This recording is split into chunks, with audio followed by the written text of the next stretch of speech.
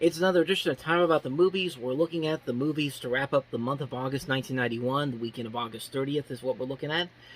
And we've got 3 movies to look at.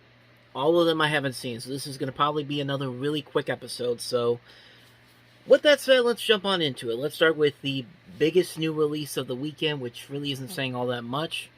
Child's Play 3. Left, right, left. Welcome to Hell on Earth. You are without a doubt the most pathetic thing I have ever seen. Strict discipline.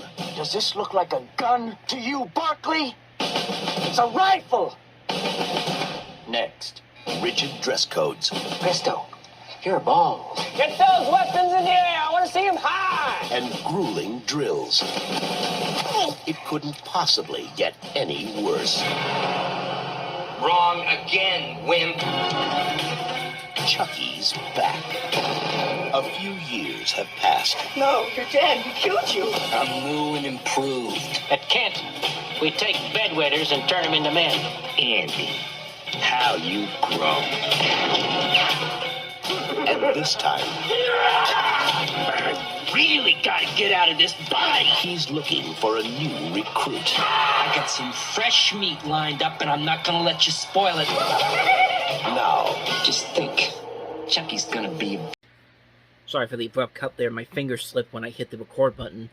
But, for a movie that only came out 9 months after the previous movie, you would really think that this was something like a back-to-back sequel type of thing with Back to the Future or The Matrix, where they just filmed the films back-to-back, but nope, they rushed this one out pretty quickly, and it pretty much shows how little effort they put into this. I mean, the Chucky doll still looks pretty good, decent for what...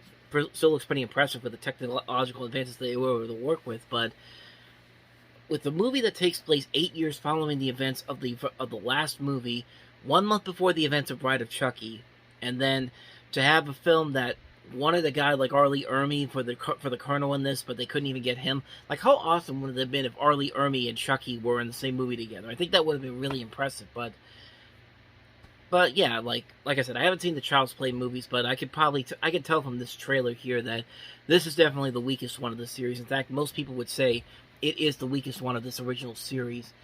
Even though that supposedly this is more notorious because of something that happened after the thing came out, because there was a claim that this movie had something to do with the murder of James Bulger. What had happened was that the killers, who were 10 years old at the time, were said to have imitated the scene in which one of Chucky's victims is splashed with blue paint. Although the allegations against the film have never been proven, the case led to some legislation for video films. Somebody said that the link with a video was the father of one of the boys had rented Child's Play 3 some months earlier. However, the police officer who did the investigation found out that the son was not living with his father at the time and was unlikely to have seen the film.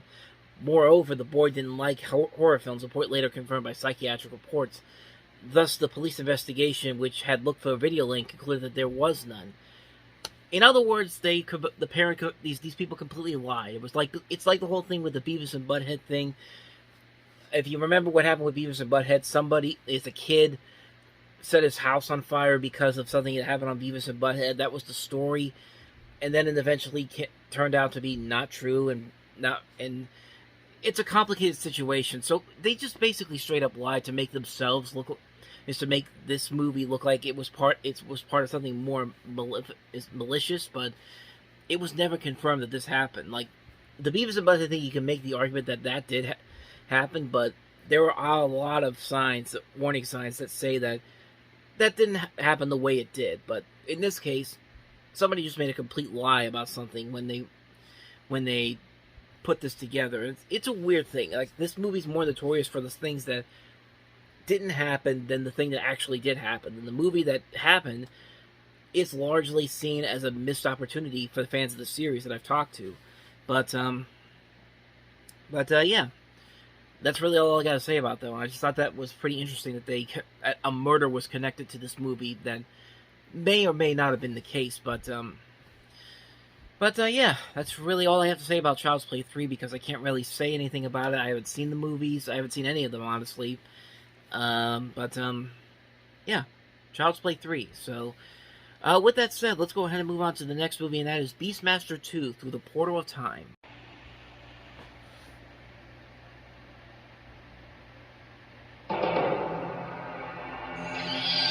In a dark and distant age, a lone warrior with mystical powers, master of the beast and the creatures he commands. Rue, his strength, Kodo and Podo, his feet, and She-Ra, his eyes. They will challenge the forces of a brutal tyrant. Did you actually believe that you and your flock of peasants could overthrow my kingdom? But the battle for the fate of their world With the threat of such a weapon, I could rule unopposed. will lead them to another. The ultimate power awaits you, my lord. A dimensional portal, the doorway to your ultimate triumph. To the most barbaric land that time has ever known. This is Los Angeles. Most awesome place in the universe. Yo, Darth Vader, what is this, some kind of movie set? You gotta get yourself some fresh thread. Rock and roll, baby. And I think that's enough of that. I mean, seriously, when did the Beastmaster become a comedy? I mean, I guess they were trying to do something similar to what happened with Army of Darkness, but Sam Raimi ain't involved in this movie, and the people who made this movie clearly do not have the same mentality as Sam Raimi. I mean, Sam Raimi made The Evil Dead and Evil Dead 2, two great horror movies, and then he made a great comedy sequel in Army of Darkness, a horror comedy sequel. This ain't none of that. This isn't. I mean, the original Beastmaster is a guilty pleasure movie.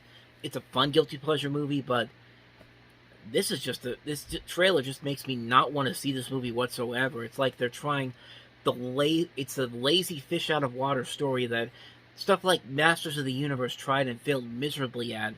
Not but 4 years prior to this, and somebody's doing it again this time with Beastmaster, and of course it just doesn't work. From the trailer I've seen, it's not going to work, and I haven't seen anybody say that it's as good to watch with the Beastmaster, even though they tried to put it on the same networks that Beastmaster found its cult following with.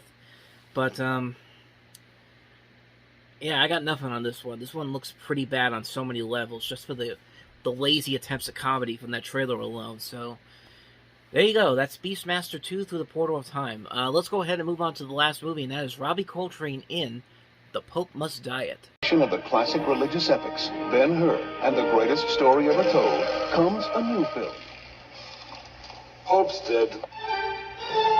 The church needs a new pope. We don't have a new pope yet. Shut up, Albanese. You've been made pope. Maybe what? They've elected him. Is this the guy who says, yes, I'm the Pope, and no one kicks my church around? By mistake. You're the wrong guy. They all say that. Now he's shaping up the Vatican. Until it's gone. Not John Wayne as a pope. Not. To take on the mob. Kill him. Robbie Coltrane stars in this hilarious new comedy. See, it's me. Featuring the strong comedic talents of Alex Rocco. You look fabulous. You look every inch of Pope. Paul Bartel. We're the church. We collect money. We don't give it out. Herbert Lom. How do you do? And Beverly D'Angelo. It's a great outfit. Hey, honey, you want to meet the Pope?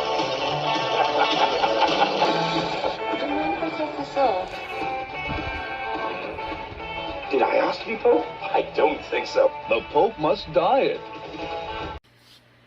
Or The Pope Must Die, depending on where you live. This is another one of those movies that has an alternate title to it, which basically just takes the T out of there and just calls it The Pope Must Die.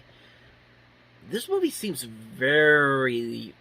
it seems like a movie that really could not be made today, and I'm surprised they made it back then. You can probably tell the movie had a lot of controversy with what they were trying to do. It has a decent cast to it with not only Robbie Coltrane, but also Beverly D'Angelo, Herbert Lom, Balthazar Getty, Alex Rocco is in this. But, yeah, it just seems really offensively bad. Like, it's a movie that seems like they really had a good idea. It seems like one of those really bad ideas that may sound good on paper, but then you actually do, and it's just like, well, we can't do this. It's just like, it reminded me so much of that Heil Honey, I'm Home TV series that they did with Adolf Hitler in a sitcom.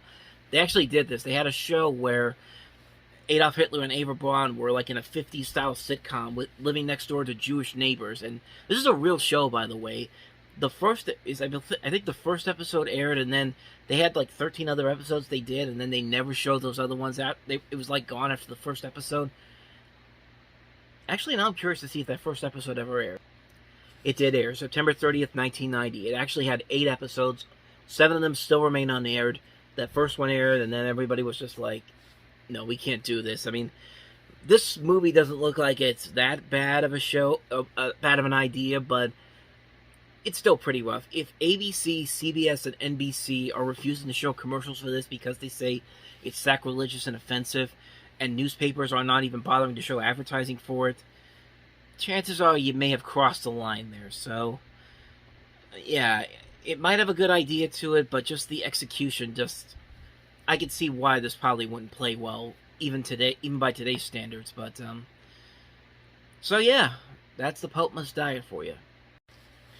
And so on that note, we wrap up another edition of Time About the Movies.